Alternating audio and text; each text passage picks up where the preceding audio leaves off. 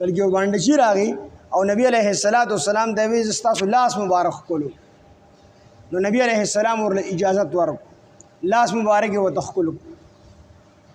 بیا یې ورته ویل ستاسو خپې ښکلوم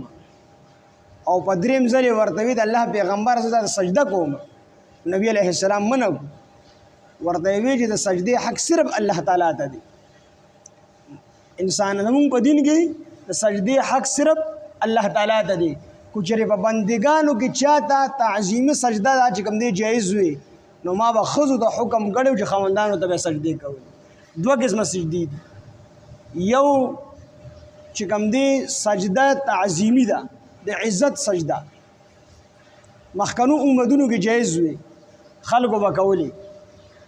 د عزت سجده چاته کول یو د عبادت په نیت باندې سجده کول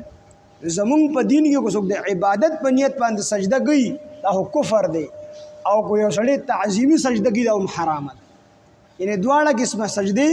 دا حرام دي نبی علیه السلام او فرمایل کو چې زمونږ په دین کې تعظیمي سجده دا جایز وي انسانانو ته په مخلوق کې چاته جایز وي نو ما به ښځو ته حکم کړی خاوندانو ته به سجدې کولې خدا نشته دی